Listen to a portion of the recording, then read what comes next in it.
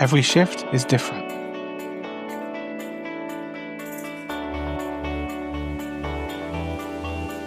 Every patient matters.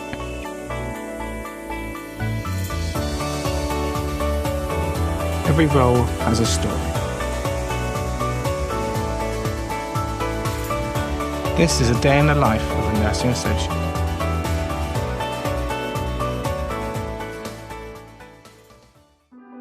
In this series, we'll be following nursing associates across the UK. Each episode takes us inside their working day, in hospitals, GP surgeries, care homes and community teams. You see how they deliver care, support patients and work as part of the multidisciplinary teams. You hear what inspires them to join the profession and what it really means to make a difference. This is their story.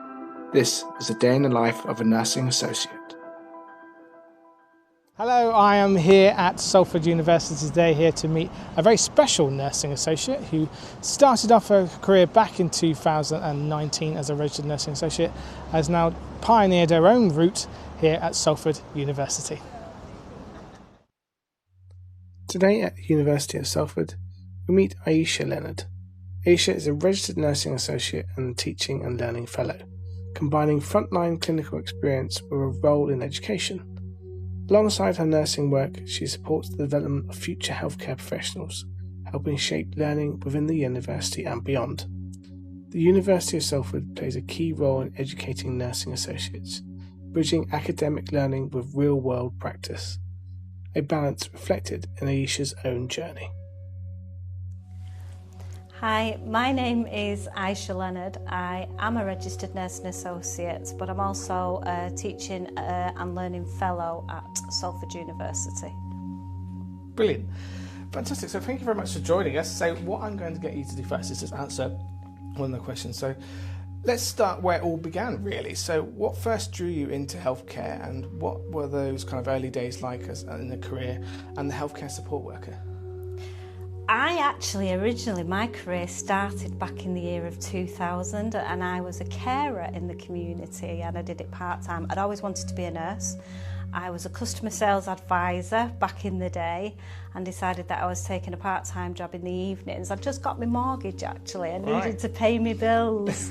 So I got a part-time job in the evenings as a carer in community, putting people to bed, doing catheter care, stoma care, and then eventually I gave that up actually, and when gave up my customer service job and went full time, working about 70 odd hours a week because it wasn't very well paid, and then I did things like shopping, cleaning, making lunches. I did my MVQ2 with that company, and then I decided back in 2005 that I wanted to expand my career because I realised that nursing was definitely the profession for me.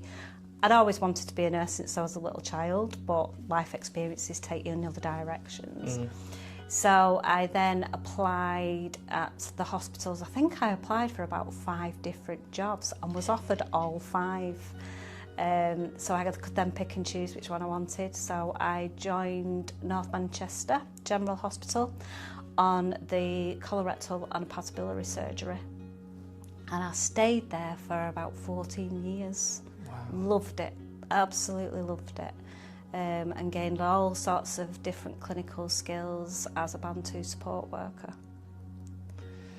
You've spent over a decade in surgical and colorectal care, so what were some of the kind of biggest lessons from working in those kind of high pressure acute settings?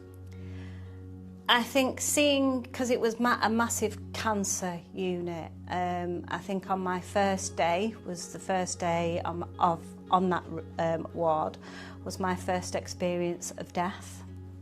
So that was very eye-opening. And then moving forward, I learnt a lot about cancer, the impact that not that it has on the patient but the family as a whole. I think it was a very compassionate, caring ward, but I think it was also mindful to see how patients dealt with that, how their emotions, how as a professional you would deal with that. I think I think looking at a cancer patient or a patient that has cancer, I worked on the male ward and then I kind of went onto the female ward after that. So we did TURBTs, mastectomies. I think seeing the impact that having a cancer diagnosis has on that patient and our family as a whole is very eye-opening. When they get up and walk out cancer-free, it's also quite rewarding as well. So, yeah. I was always told you should be a nurse. You should be a nurse. Go and do your training. Go and do your training. But that time, in my stage of life, I had 2 small children, so it really wasn't for me at the time. Not that I didn't want to do it, but it was an eventual thing for me. How did your shift into community nursing change your perspective on patient care? So I made the leap after 14 years of working on the same ward with the same people in surgery. I decided that I wanted more. I wanted to kind of experience a different field of nursing. So I went into the community setting as a band 3 healthcare support worker then. And in all honesty, it was like going home. It was like going, because I started in the community as a carer anyway, so it was like going back to my roots. And I loved it. I had all these skills. I used to do the blood clinics. I used to do treatment rooms. I used to go and do the leg ulcer rooms. Absolutely loved it. But I really enjoyed having that continuity with patients. So you would go and see patients in their own home and you'd have them on your books for a couple of months. Sometimes it'd be a couple of years, depending on, what their issues were. But you weren't just nursing the patient in their own homes, you were nursing them holistically, but looking at their environment as well. And nursing at some point, the whole family at some points, looking at safeguarding issues, which it's a different... I always said that community nursing was a hospital without walls. Very true. And we don't just stick plasters on, we do much, much more than that. So it was like going home. What inspired you to become a nursing associate, and how did that qualification change your practice or carer direction? Originally, when I went into community with a view of becoming an assistant practitioner.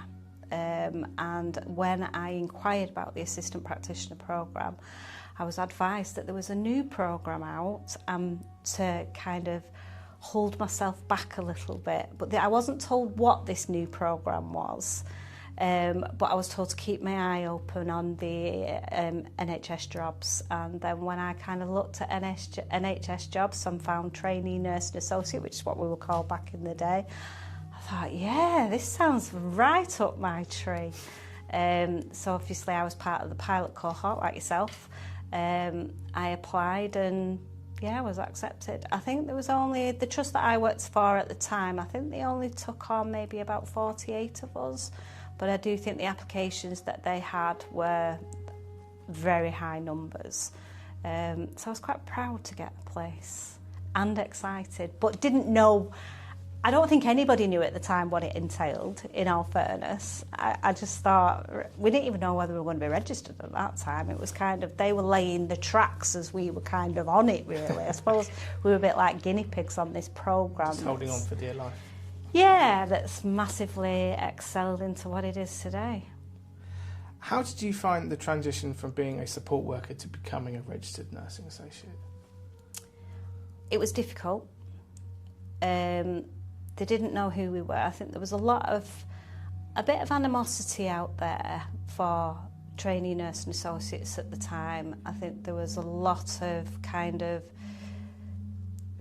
bit of derogatory comments being flung out there, cheap nurses, that we were taking nurses' jobs, and of course that's not what we were about. We were there to support nurses, and I think there was kind of a lack of education out there from higher up of what that role would entail, not just to us but to other members of the professional body.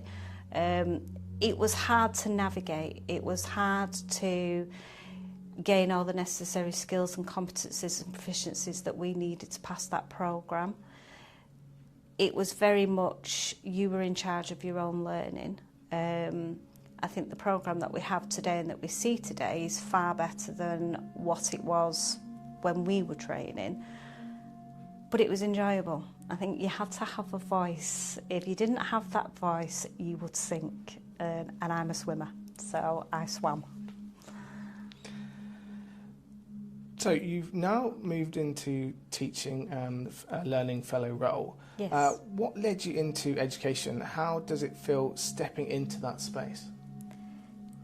I'm not going to lie. I suffer from imposter syndrome a little bit.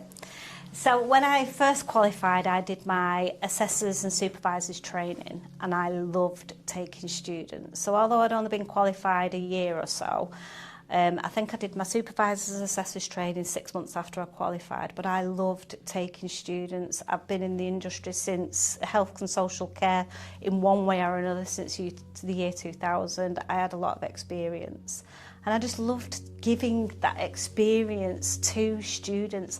I love to see them flourish. I like to teach them clinical skills, and when they've managed to navigate that clinical skill, the proud look on their face and building their confidence, because I think a lot of healthcare support workers who actually ultimately come onto the programme don't have that confidence within themselves, and I think you get a lot of empowerment from instilling that confidence in your students. I did come back to the university to do a few talks, because I was asked to come back and do a few talking sessions with the university, and then I was told that a job was being made available and, to consider applying, so I did. I applied for it and got the position through COVID, so I had to learn the role at home on my own through COVID. That was very difficult. Massive imposter syndrome, because I was then sitting with all these academic people and I'm thinking, what am I doing here? Am I qualified enough to do this? Am I clever enough to do this? And it was all of a sudden, I'm out my comfort zone here. That lasted about 18 months. Wow. But imposter syndrome, as we know, is quite normal. Then I decided that I was going to go and do I knew I wanted to teach. I didn't know in what capacity, but I knew that was ultimately where I wanted to be. So in order for me to do that, I had to go and do my bachelor's degree, which is what I did. So I did an online, long-distance bachelor's degree in integrated health and social care. Community background is my background, so that was why I chose that degree. And then qualified September last year, the first class honours degree, I'll have you know. And then applied for the job early this year. Was it early this year? Around about March, I think I applied. March or April, applied for the Teaching and Learning Fellow job here at the university and was accepted. Massive imposter syndrome, still, again.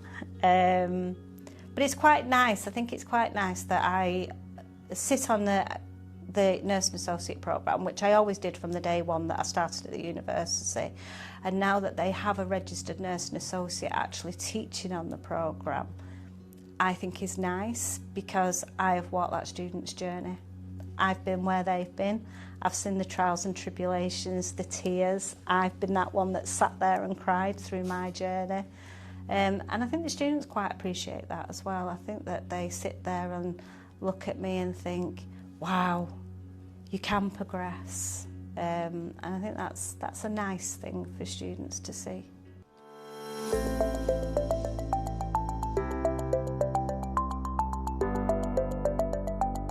This episode is supported by Healthcare Conferences UK.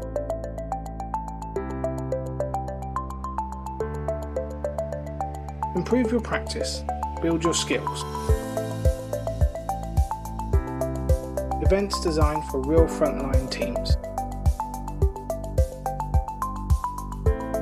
Practical learning you can use the next day. Book your next conference today.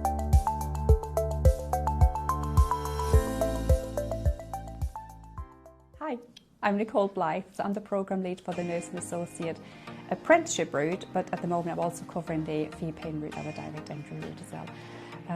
My background is adult nursing. I started my training in 1989, so I've been around for quite some time. Moved into full-time education in 2017 with the Nursing Associate Pilot cohort. Ayesha has moved from clinical practice into a teaching and learning fellow role. What qualities stood out to you that made her a strong fit for this transition into education?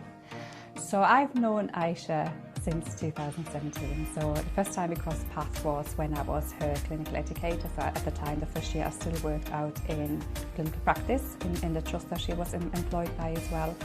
And yeah, then 2018 when I moved into education, I was looking after her here from the university point of view. In terms of her qualities, how she stood out, or certainly to me, is very committed, very passionate about nursing, very passionate about caring, very passionate about making a difference to people's lives. I don't want to say just patients, but generally to people's lives as well. At the time, 2017, 2018, we didn't know whether the nursing associate role would ever take up. There was no guarantee, so she jumped in there, and that is one of her strengths and qualities as well. You know, there was an opportunity, she saw the opportunity for herself, for a better life, for development, and she grabbed it, not knowing what the outcome would be. Yeah, so she jumped in. So in terms of education, so again, you know, she has the clinical background, the clinical credibility, the healthcare credibility, and now that she's here 7-8 years later, she's got nursing associate credibility as well.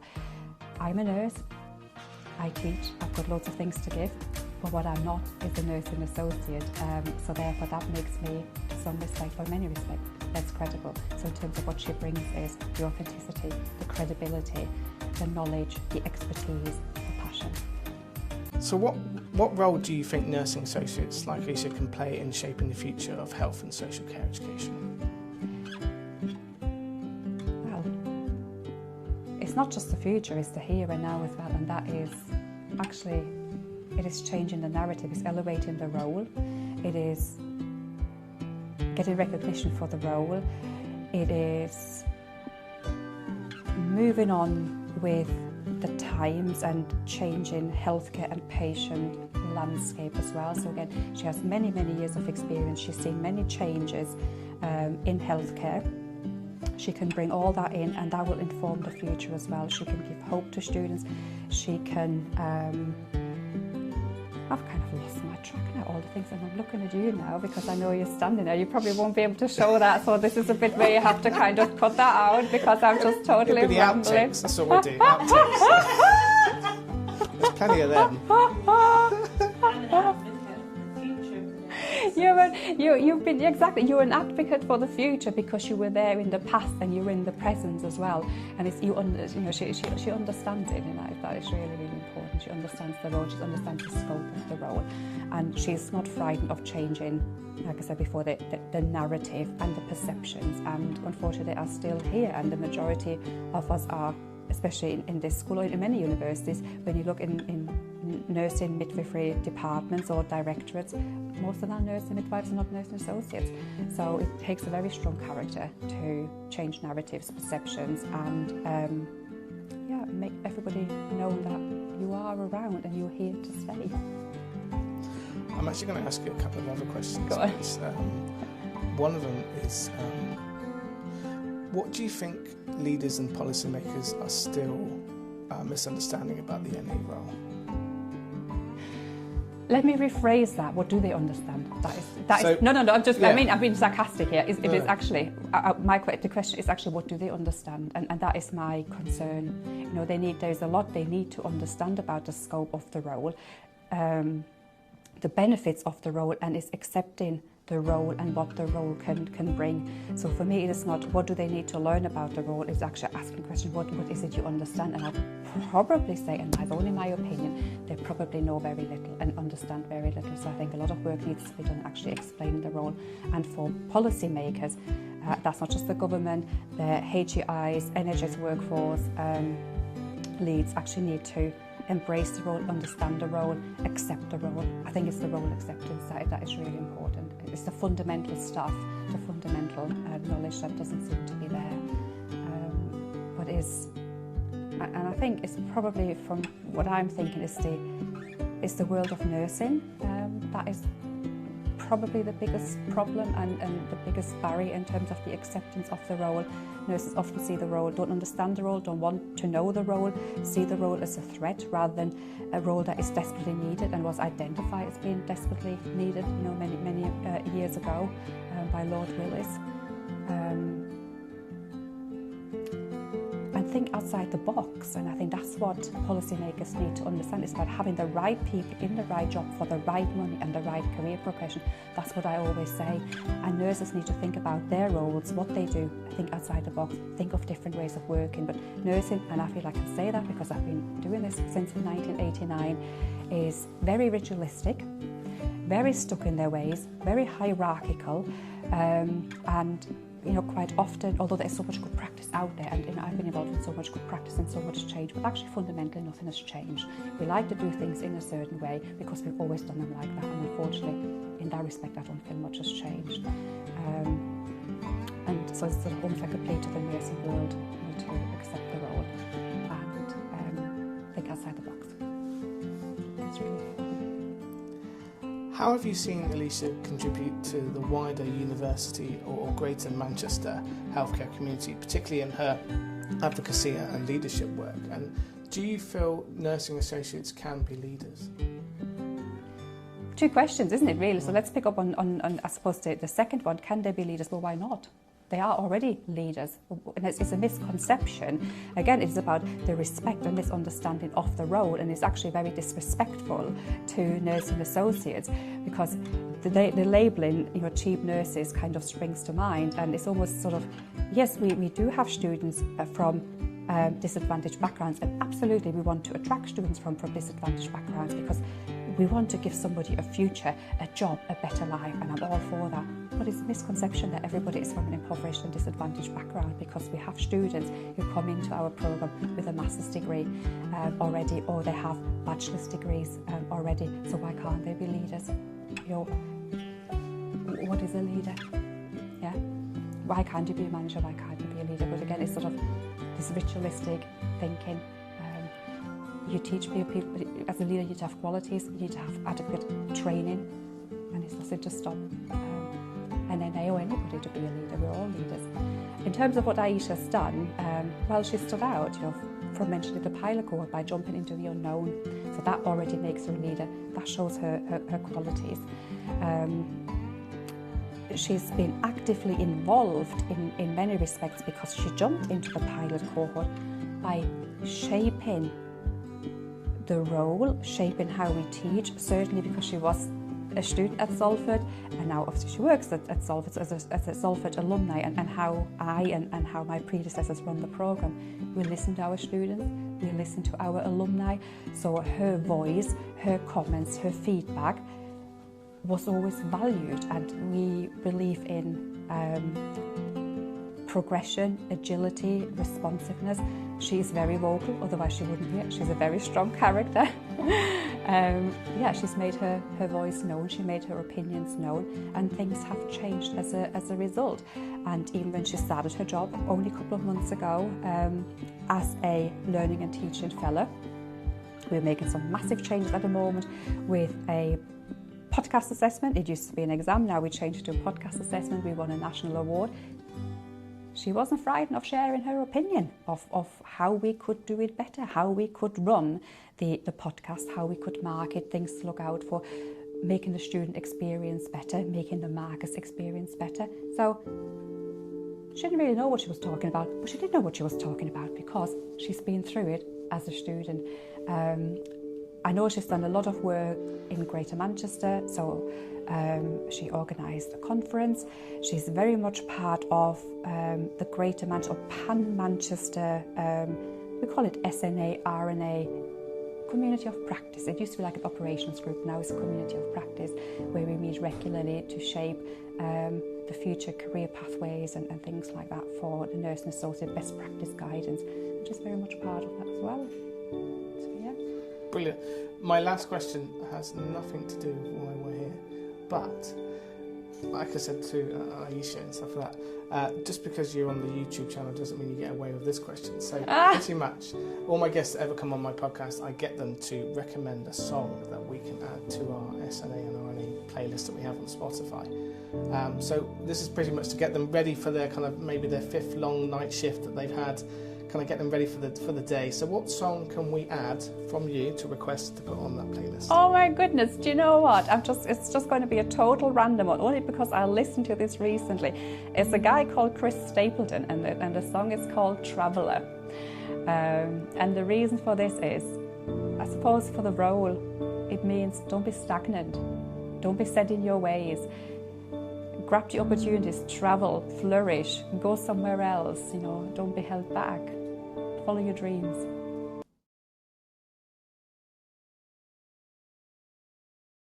One of the topics you're passionate about is the CPD. Absolutely. Why is this so critical for nursing associates post-registration? I think, like all career progressions, why should we not have continuing professional development? I think at the minute it's massively advertised out there to student nursing associates. You can go and do what is widely known as the top up, which kind of infers that we are only half registrants. I don't like that phrase. So it's widely used, kind of advertised to these students that they can go and do the pre-reg nursing. They can APEL 18 months onto the pre-reg nursing, which is absolutely great for some who want to do that. I've got no problems with that. But what about the ones that don't want to do that? Is it fair that their only career progression for the ones is to go and do that pre-reg nursing? What about the ones that have the skills, that can progress with additional CPD training? Why can we not sit at a band 5, band 6, band 7 in clinical practice? I sit at a grade 7 now, but I'm in the education route. Just because we are not registered nurses does not mean to say that we don't have the skills, the education, the compassion and the care and empathy to be able to sit at a higher level with continuing professional development. We should have a framework in our own right, because we are a career in our own right, and we need to be recognised for that. You've completed the Florence Nightingale Leadership Programme. I did. What did you take from that experience, and how are you applying that to your current role? That programme was all about leadership and management, and I still use a lot of that. What we did on that programme, you were there with us on that programme. Do you remember the pasta building thing where we had to build the highest pasta tower? We had to work in teams. Well, we use that on this programme now to develop communication, partnership working, team building. It was also about putting yourself out there as well. I did the Manchester conference, and I don't think if I put on that Greater Manchester conference, if I hadn't have done the Florence Nightingale training, I may not have had the confidence or the skills to be able to do that. And I've never done a conference before, but I think the Florence Nightingale gave me the skills and the confidence to know that I could do that. Networking, it gave me a lot of, we met very early on when we qualified, but the networking skills, I still speak to a lot of the cohort that we did the Florence Nightingale training with. I think it's a very prominent programme. I'm very proud to be a Florence Nightingale Nursing Associate, because there aren't many of us. I've got my badge on, still wear the badge somewhere on here, but I'm very proud to be a Florence Nightingale Nursing Associate. So how can NAs lead without leaving the role, and what kinds of leadership do you think are most powerful within the Band 4 position? I would like to see, obviously with the support of the management within particular trusts, where if it's a particular nursing associate that wants to go into management, they obviously need the backing of their trust. I don't see why we can't have a senior nursing associate that's paid at a higher band. Obviously, as long as they've done the additional managerial training, they've done the leadership programmes that are kind of established for nursing associates. I don't see why a nursing associate can't sit in a more, for example, if you're a registered nurse, you've got your band 5 registered nurses, you've got your band 6 registered nurses who are your sisters, and then you've got your band 7 ward managers. Why can we not have a framework like that that sits within the nursing associate role? So as a newly qualified nursing associate, you become a band 4. Why can we not have a senior nursing associate that sit at a band 5 and so forth? Very similar to the registered nursing associate, registered nurse role, providing that they've got the necessary skills, they've got the experience, and that normally comes with how many years they've been registered, what additional CPD training that they've done, have they done any leadership and management programs, have they had the support of their employer first and foremost. And if they have, and they've ticked every single box, then why not? What do you think leaders and policymakers are still kind of misunderstanding about the NA role? I think we are underutilised. I think we are undervalued, and I don't think that they understand the role enough or the scope of practice and the future of the nursing associate role, and how we can support and be a massive impact on that team. I think that they see us as, this might be a bit derogatory, but I think we are seen as cheap nurses. I think that they need to see just what we can bring to a team, and how we can massively impact patient-centred care. Why do you think professional identity matters so much, especially for nursing associates? Because we're registered. We have walked that journey. We have done that 2-year registration programme. It's not an easy programme. We have jumped through hoops, and I think that because it was a new role, I think when we qualified there was a lot of hype in the news that we were all healthcare support workers, we didn't have the qualifications, we were all a bit thick, we wasn't as educated as registered nurses would be. And I think for me personally, I did very well at school, I passed all my exams, and for me to read that in the news was a bit, well, that's a bit unfair. I think that we have the capacity, we're generically trained as well. That in itself has got to say something for a workforce. You can have a nursing associate that sits in A&E that has CYP training, that has learning disability training, mental health, adult nursing, that has all those 4 fields of practice. Now surely that's got to bring something to a team, because you don't get that with a registered nurse. What would you say to someone thinking about becoming a nursing associate but unsure if they're academic enough or even experienced enough? Well, that's the beauty of the nursing associate programme, isn't it? Because you do 80% on-job training. As registered nurses used to do back in the day, they would train in the hospitals, and they would do 80% of their training in the hospitals. I think for the hands-on learners, that is why the nursing associate programme is absolutely wonderful, because you are 80% on-job training and you are 20% in the university. So you go to university 1 day a week. Who says you can't do it? There's lots of support through the university. There's a whole team that want you to succeed, that want you to qualify. Why can you not do it just because you might not have passed education at school? You know, times move on, things move forward. Have some confidence in yourself, in your own ability, which is what we're here for. I like to instil that in students. If I can do it, anybody can do it. So I've got 2 more questions and you're free. What's one of the moments in your career as a nursing associate that still sticks with you? I was very proud when I qualified to go to the celebratory dinner in the Houses of Parliament, because we were handpicked. I was quite proud that I was one of 3 to represent Greater Manchester. I don't know why, but I was quite proud, so that was a very poignant moment for me. And then the second poignant moment for me is kind of recently, so was the Nursing Associate Conference. That was another poignant moment where I thought, I'm actually all right at this, I can do this job.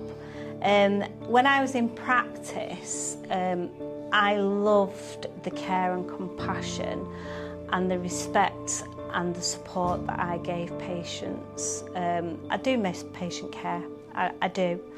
I remember in the heart of COVID standing in a nursing home and having to send 90% of that nursing home to hospital, and that 90% didn't come back. And that was very impactful as a registrant, standing there on your own in a nursing home, knowing that these patients particularly weren't going to come back. That was massively poignant to my career. And I suppose that probably wants me to kind of sing from the rooftops about nursing associates and what we do, what we can do, and that we are a highly skilled workforce in our own right. My last question has nothing to do with what we're here for today, but every guest that I get to come on my show, even on the podcast, and you don't get away with it just because you're on the YouTube channel, I always get them to give me a song to add to the SNA and RNA playlist. Just to help with those kind of getting ready for their long day, for their probably 5th or 4th night shift that they're doing, just to kind of get them inspired. So what song can we add to that playlist for you? Oh, I don't know. You put me on the spot. I'm no good with music. You Lift Me Up. Yeah? Yeah. You know which Westlife. one I mean? Yes, that one. We'll kind of, because I think nursing associates do lift patients up, and I think they lift the workforce up. Although some might not see it, we do, and I like to think that in every day of my professional life, my professional career, that I have been there and kind of lifted either my patients or my students and instilled compassion, care, confidence. And I hope that what I give to my students is that I give them the ability to be able to go out there in a very difficult workforce and to be able to have the confidence in their own skills and ability. So we lift you up.